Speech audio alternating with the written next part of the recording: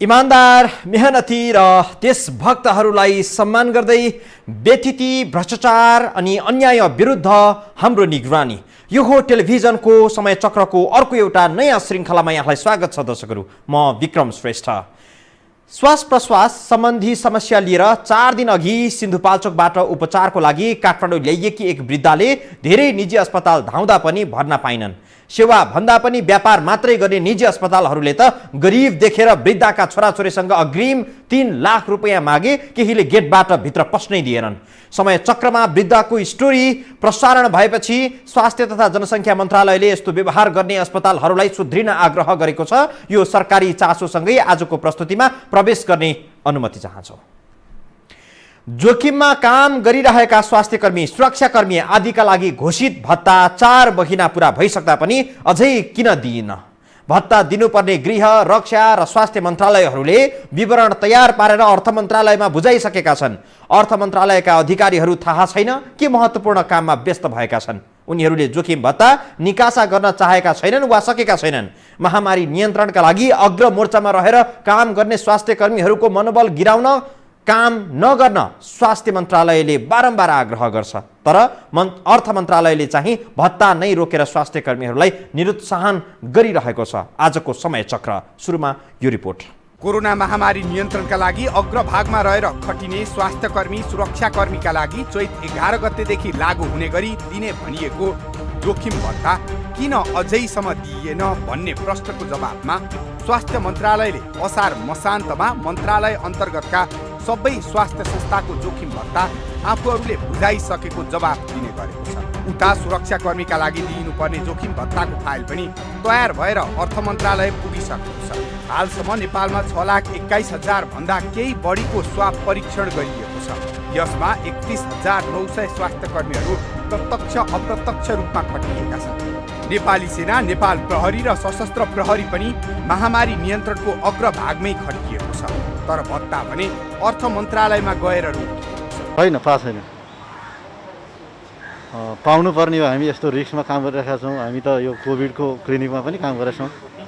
तर सरकारले दिन्छ भन्ने कुरो मात्रै माथि प्रशासन गर्दा दिन्छ हुन्छ भनेछ। तर अब हामीले अहिलेसम्म पाएको छैन, कसैले पाएको छैन। कसैले पाउनु भएको छैन। हामीले अहिलेसम्म केही पनि पाएको छैन।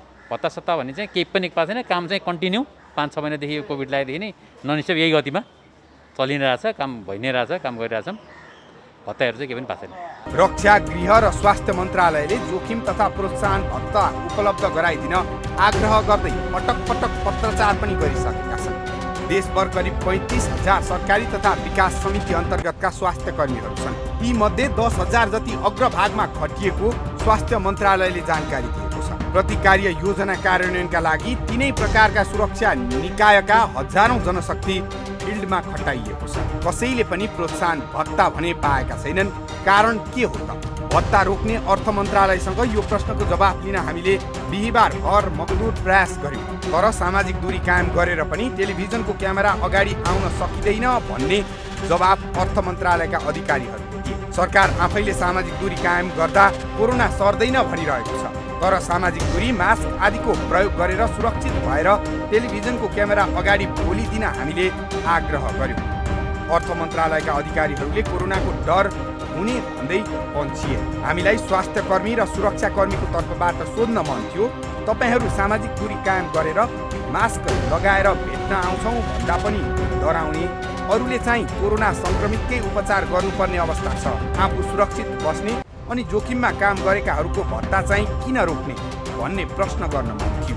यसै गरी सोध्न नमिले पनि अर्थ मन्त्रालयका सचिव शिशिर कुमार ढुङ्गानाले भत्ता उपलब्ध गराइदिने जानकारी दिए। कहिलेसम्ममा दिइने हो भन्ने विषयमा उनले मिति तोकेर जवाफ भने दिन सकेनन्। नेपाली सेनाले प्रोत्साहन भत्ता उपलब्ध गराइदिन आग्रह गर्दै 2 पटक पत्र पठाइसकेको छ। गृह र स्वास्थ्य मन्त्रालयले पनि ताकेता गरिरहेका छन्। अर्थ मन्त्रालयका लागि यो काम धेरै बोझिलो भएको देखिन्छ। देशमा पटक पटक व्यवस्था फेरियो तर कर्मचारीहरूको शैली फेरिएन। अर्थ मन्त्रालयले आफ्ना प्रवक्ताको नम्बर आफ्नै वेबसाइटमा राखेको छ। तर यसरी राखिएको सम्पर्क नम्बरमा फोन नलाग्ने गरी राख्ने गरिन्छ। फोन अन गर्न सचिवलाई भनसुन गर्नुपर्छ। सामान्य सूचना माग्न खोज्दा प्रवक्ताको काम सचिवले गर्दैन भन्दै बट्टारिएको जवाफ दिइन्छ। फोन नै उठाउन नभ्याउने, दुई कुरा बोल्न पनि नभ्याउने अर्थ मन्त्रालयका अधिकारीहरू आखिर केमा चाहिँ व्यस्त हुन्छन् होला? सायद आफ्नै मन्त्रालयको बेरुजुको चाङ गन्दै पो छ कि? थप प्रसङ्गसहित आउँछौँ ब्रेकपछि।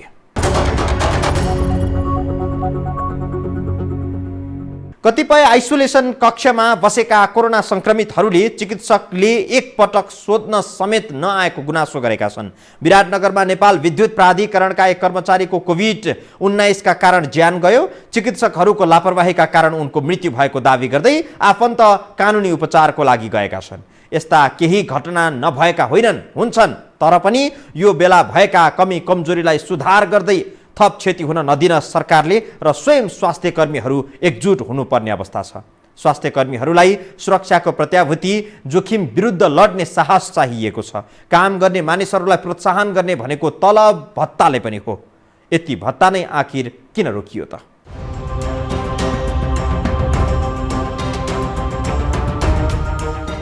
कोरोना भाइरसबाट जतिसुकै डराए पनि सरकारले काम गरेन भनेर जतिसुकै आलोचना गरे पनि आखिर यो महामारी नियन्त्रणमा लिन अहोरात्र खटिने भनेको मूलतः सरकारी स्वास्थ्य संस्थाहरूमा कार्यरत स्वास्थ्य कर्मीहरू नै हुन्। सहरमा हेर्दा टोपी खस्ने, भुइँमा आफ्नो अनुहार देखिने चिल्ला र अग्ला निजी अस्पतालहरू पनि छन्। तर यो महामारी नियन्त्रणको मुख्य जिम्मेवारी सरकारी अस्पताल र त्यहीँका स्वास्थ्य कर्मीहरूले सम्हालिरहेका छन्।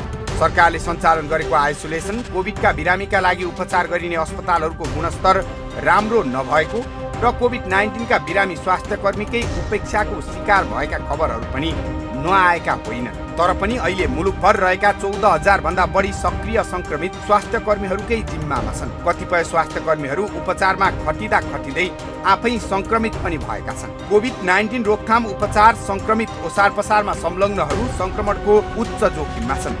यिनै स्वास्थ्य कर्मीको मनोबल उच्च बनाउन भनेर सरकारले 2076 साल चैत 11 गतेदेखि फ्रन्टलाइनका स्वास्थ्य कर्मी र सुरक्षाकर्मीका लागि जोखिम भत्ता दिने निर्णय गरेको थियो। चैतपछि नयाँ वर्ष लाग्यो। जेठ असार साउन हुँदै अहिले भदौ महिना चलिरहेको छ। तर जोखिम भत्ता न सुरक्षाकर्मीले पाए न त स्वास्थ्य कर्मीले नि पाए। भत्ता छैन, भत्ता हामीले पाएको छैन होइन, पाउने कुरा मात्रै हो। अहिलेसम्म जो छ हामीले भत्ता पाएको छैन होइन, अलिकति अब रिस्क नै छ मनाउन पनि। हामीले पाएको छैन। के भन्नुहुन्छ? केही जानकारी त्यस्तो के पाउनु भएको छ? कहिले पाउने अथवा नपाउने? हामीलाई त्यस्तो आधिकारिक जानकारी त्यस्तो केही छैन।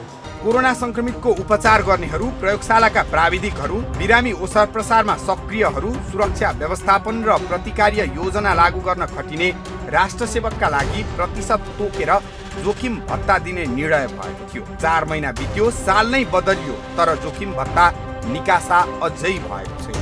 एकदम गाह्रो छ। घरमा साना साना बच्चा छन्, हेर्नुहोस् 5 वर्षको एउटा 3 वर्षको बच्चा छ।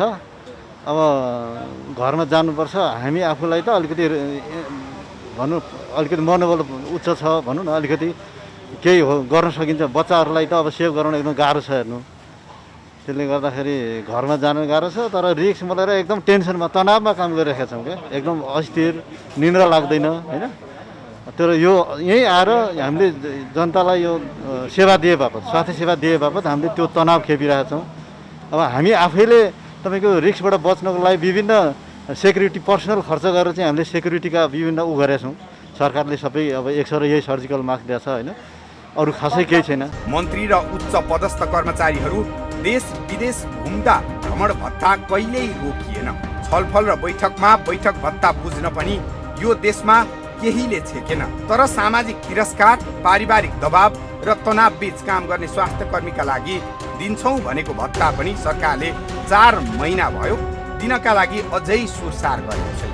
महामारी नियन्त्रणका लागि अग्रभागमा जोखिम उठाएर काम गर्ने कर्मचारीका लागि सरकार आफैले जोखिम भत्ता दिने घोषणा गरेको थियो। त्यसका लागि कोरोना भाइरस संक्रमणको उपचारमा संलग्न जनशक्तिको जोखिम भत्ता व्यवस्थापन सम्बन्धी आदेश जारी गरेर जोखिम भत्ताको प्रतिशत तोकिएको थियो। सरकारले जारी गरेको जोखिम भत्ता सम्बन्धी आदेश अनुसार आइसोलेसनमा राखिएका वा संक्रमण पुष्टि भएका अस्पतालमा भर्ना भएका बिरामीहरूको उपचारमा प्रत्यक्ष खटिने स्वास्थ्य कर्मीहरू, स्वाब सङ्कलन गर्नेहरू, प्रयोगशालामा प्रत्यक्ष रूपमा काम गर्नेहरूलाई 100% जोखिम भत्ता दिने भनिएको थियो।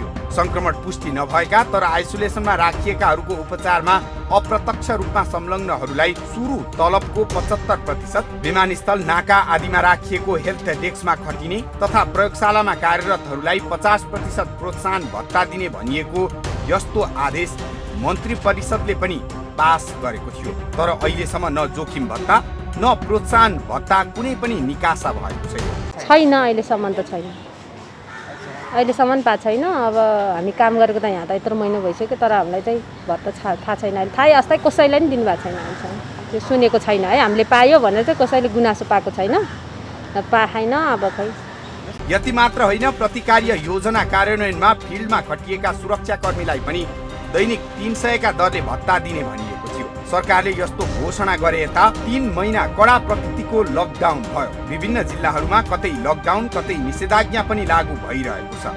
स्वास्थ्य कर्मीहरूले दैनिक 12-13 हजार स्वाब सङ्कलन गर्ने, परीक्षण गर्ने लगायत काम पनि गरिरहेका छन्। अन्य उपचार तथा ट्रेसिङ, सब व्यवस्थापन लगायतका कार्यहरू पनि भइरहेका छन्।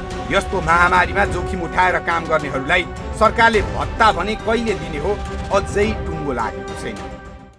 भत्ता दिने निश्चित जस्तै छ, तर कहिले दिने टुङ्गो लागेको छैन। नियमित भन्दा एउटा मात्रै बढी काम गर्नुपर्दा अर्थ मन्त्रालय अस्तव्यस्त भएको छ। माग दाबी भएको भत्ता रुजु गर्दा समय लागेको भन्ने मन्त्रालयको जवाब छ। थप प्रसङ्गसहित आउँछौँ ब्रेकपछि।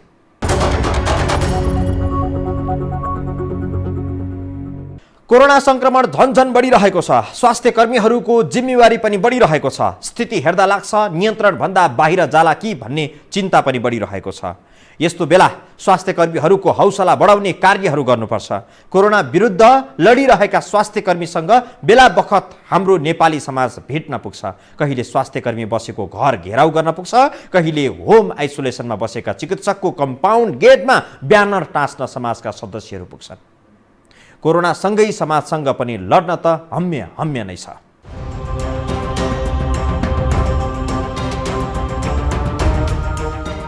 नेपाल मात्रै होइन, सारा विश्व नै यति बेला कोरोना महामारीका कारण आक्रान्त छ। 6 महिना यता विश्व नै एकजुट भएर कोरोना विरुद्ध लडिरहेको छ। महामारी विरुद्धको यो लडाईँमा अग्रपङ्क्तिमा बसेर लड्ने सैनिक भनेको चिकित्सक, नर्स र स्वास्थ्य कर्मी नै हुन्। यस्तो जोखिम परिस्थितिमा कोरोना महामारी विरुद्ध लडिरहेका चिकित्सक आफै जोखिममा छन्। प्रोपर पिपीहरू पनि छैन, सेनिटाइजर, अब ग्लोभ्सहरू छैन। अब पेसेन्टलाई नै ग्लोभ्स मगाएर हामीले पेसेन्ट उपचार गरिरहेछौँ।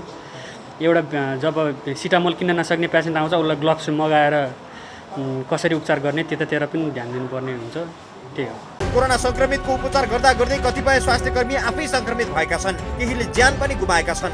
यसर्थ कोरोना विरुद्धको यो लडाईँमा चिकित्सक अग्रमोर्चामा छन्। अब यस्तो हामी त एउटा युज टु भइसक्यौँ होइन। अब यो हाम्रो प्रोफेसन नै हो, हामीले छोडेर हिँड्न पनि मिल्दैन। त्यही भएर गाह्रो भए पनि सजिलो भए पनि अब हामीले गर्नु त परिहाल्छ। अब हामीले गाह्रो मान्यो भने अरूलाई गाह्रो भएको कसरी बुझ्ने होइन। त्यो त अब समस्या नै छ। अब तपाईँको हामी सफिसियन्ट मात्रामा ग्लोभ्स छैन, सेनिटाइजर छैन होइन, जुन हाम्रो पिपी भन्छ होइन, पर्सनल प्रोटेक्टिभ इक्विपमेन्टहरू पनि प्रशस्त मात्रामा छैन होइन। हामीले तपाईँको इआरमा आउने पेसेन्टहरू त अब को कोभिड आउँछ, को नन कोभिड आउँछ। पेसेन्टले सुरुमै कोभिड हो भनेर निधारमा लेखेर त आउँदैन। हामीले त सबै पेसेन्टलाई फेस गर्नुपर्छ, सबै पेसेन्टहरू हेर्नुपर्छ होइन। त्यो भावनाले अलिकति रिक्सेबलै छ होइन। हामीले त अब तपाईँको यहाँ इआरमा राखेर ट्रिटमेन्ट गर्छौँ, अनि पेसेन्ट हामी आइसोलेसनमा भर्ना गर्छौँ। पोजिटिभ आएको पछि मात्रै थाहा हुन्छ। हामीले त पोजिटिभ पेसेन्ट अलरेडी हेरिसकेका छौँ होइन। अब हस्पिटलमा हामीले वास्तवमा भने बस्ने व्यवस्था पनि गरेका छौँ। हामी कोभिड पेसेन्ट पोजिटिभ हेरेर पनि घर गएर आउने जाने गरिरहेको छौँ, घरैमा बसिरहेको छौँ होइन। अरू बिरामीले पनि हामीले हेरिरहेछौँ। यस्तो बेला उनीहरूलाई पिपी लगायतका सुरक्षा सामग्रीको सहज उपलब्धता हुनुपर्दछ। तर अहिले पनि कोरोना विरुद्धको लडाईँमा अग्रपङ्क्तिमा खटिने स्वास्थ्य कर्मी र सुरक्षा कर्मीका लागि आवश्यक सुरक्षा सामग्रीको अभाव छ। त्यसमाथि चिकित्सक विरुद्ध भएका दुर्व्यवहारका घटनाले थप चिन्ता थपेको छ। महामारीमा खटिने चिकित्सकहरूलाई साथ समर्थन र हौसलाको खाँचो पर्छ, तर समाजले उल्टो व्यवहार गरिरहेको छ। त्यस्तो त आएको छैन होइन। अब तपाईँको हामी म बसेको एरियामा भनौँ मेरो फ्यामिलीबाट त्यस्तो प्रेसर त आएको छैन। तर अहिलेको सिचुएसनमा तपाईँको चिकित्सकलाई सकिन्छ सपोर्ट गरौँ होइन। पब्लिकहरूले चाहिँ अब सकिँदैन भने तिरस्कार पनि नगरौँ कि। जस्तो कि केही दिन अघि काठमाडौँमै चिकित्सकमाथि दुर्व्यवहार भयो। काठमाडौँको सिभिल अस्पतालमा काम गर्ने चिकित्सकहरू राख्नका लागि भाडामा ल्याइएको छात्रावासमै पुगेर स्थानीयले गाली गलौज गरेर होस्टलमा घेरा हाले। यो घटनाको सर्वत्र आलोचना पनि भयो। घटनामा संलग्न व्यक्तिलाई कारबाहीको दायरामा ल्याइन स्वास्थ्य मन्त्रालयले आग्रह पनि गर्यो। यसअघि कोरोना संक्रमितको उपचार गर्दा गर्दै आफै संक्रमित हुन पुगेका चिकित्सक दम्पतिमाथि चितवनमा दुर्व्यवहार भएको घटना बाहिर आयो। उनीहरू घरमै आइसोलेट भएर बसेका थिए, तर जनप्रतिनिधि सहितको जत्था आएर गेटमा यो कोरोना संक्रमितको घर हो भन्ने ब्यानर टाँसेर गयो। त्यस्तै दाङमा चैतको दोस्रो हप्ता एक नर्सलाई घरबेटीले घरबाट निकाल्न बाध्य बनाए। पर्साको वीरगञ्जमा पनि चिकित्सक र स्वास्थ्य कर्मीहरूलाई होटल सञ्चालकले खाना र खाजा खुवाउन अस्वीकार गरे। यो त केही प्रतिनिधिमूलक घटना मात्रै हुन्, यस्ता दुर्व्यवहारका धेरै घटनाहरू छन्। अघि प्रस्तुत विवरण पछिल्ला पटक भएका चिकित्सकमाथि गरिएका दुर्व्यवहारका घटनाहरू हुन्। अहिले पनि चिकित्सकहरू विरुद्ध दुर्व्यवहार भइरहेका छन्। चिकित्सक मात्रै नभई अस्पतालमा काम गर्ने अन्य स्वास्थ्य कर्मी कर्मचारीहरू समेत ढुक्कले घरमा डेरामा जान सक्ने अवस्था छैन। त्यो त भन्छन्, त्यो त जसको नि भन्छ। त्यो त मैले बसेको ठाउँमा पनि वार्डको मान्छे आएर ओहो अबदेखि हस्पिटलमा काम गर्ने मान्छेलाई हस्पिटलमै त्यतै व्यवस्था गर्नु है भन्छन्। भने के गर्ने हो, कसो गर्ने, के कसो हो, त्यो त सबैले भनिरहेछन् अहिले। त्यो चाहिँ हामीलाई पनि दुःख लाग्छ होइन। हाम्रो पनि बालबच्चा छन्, हामी पनि जोखिम मोलेर यहाँ काम गरिरहेछ। किनभने हाम्रो लागि मात्रै होइन, सबैको लागि हो। त्यो त अब सबैले बुझ्नुपर्ने हो, तैपनि अब बुझ्दैनन्। त्यही त हो नि हाम्रो नेपालमा। कोरोना जोखिमका बावजुद बिरामीको सेवामा 24 घण्टा खटिने चिकित्सक स्वास्थ्य कर्मीमाथि हुने दुर्व्यवहारले गर्दा कस्तो असर पर्ला? उनीहरूको आत्मबल खस्कियो भने बिरामीको सेवा गर्न सक्लान्? यो अहिलेको अहम प्रश्न हो। आत्मबल त हाम्रो त्यसमा पनि के छ कि यस्तो बेला तपाईँको हामीलाई सपोर्ट चाहिने बेलामा उहाँले समाजले नै तिरस्कार गरेपछि त हामीले फ्रन्ट लाइनमा बसेर कसरी ट्रिट नगर्ने भयो। हामीले सम्झ्यौँ भोलि हामी पनि त्यो शिकार बन्छौँ, हामी पनि भोलि समाजको तिरस्कार बन्छौँ। अनि त्यो भयो भने त अभियसली सबैले जसले काम गरिरहेको छ तपाईँको पाउनुपर्ने जस पनि पाउँदैन भने त्यो जसले पनि नराम्रो लाग्छ कि कुरो गर्छन्। अलि बुझेको मान्छेहरूले चाहिँ अब यो स्वास्थ्य कर्मी नै चाहिन्छ, फेरि हामी केही बिरामी भयो भने स्वास्थ्य कर्मीमै जानुपर्छ, उनीहरूले उपचार गर्दा हामी बाँच्छौँ भन्ने हिसाबले चाहिँ उनीहरूले चाहिँ त्यति गर्दैनन्। अलिक बुझेको मान्छेले चाहिँ, नबुझ्ने मान्छेहरूले चाहिँ अब स्वास्थ्य कर्मी यहाँ यस्तो सङ्कटनी भएर आएको होला, यो कोभिड भएर आएको होला, आउँदैन भन्ने खालको व्यवहार पनि कोहीले गर्छन्। त्यस्तो धेरै जस्तो मात्रामा चाहिँ बुझ्नेले चाहिँ त्यति गरे त्यस्तो व्यवहार गरेको छैन। एकातिर सुविधा नपाउने, अर्कोतिर गर्दाखेरि अब दुःख त लाग्छ नि। के दुःख लाग्यो भने आफ्नो जागिर हो, सेवा हो, सेवा गर्नै पर्यो सबैको। अहिले चिकित्सक स्वास्थ्य कर्मीहरूलाई प्रोत्साहन हुने काम गरेमा मात्रै कोरोना विरुद्धको लडाइँमा हामी जित हासिल गर्न सक्छौँ। तर चिकित्सकलाई आत्मबल खस्कने गरी काम गरेमा हामी पराजित हुने निश्चित छ। सीमित स्रोत साधनका आधारमा मुलुक कोरोना भाइरस विरुद्ध लडिरहेको छ। यो बेला नागरिक आफै सचेत भएनन् भने अवस्था भयावह हुने निश्चित छ। नागरिक सचेत नभएमा सरकार मात्रैको प्रयासले कोरोना नियन्त्रणमा आउन सक्ने अवस्था छैन। यसकारण यस्तो बेला सरकारको मुख ताक्ने भन्दा आफै सजग हुन पनि आवश्यक देखिएको छ। समय चक्रको आजको प्रस्तुति सकियो। बिदा दिनुहोस्। नमस्कार।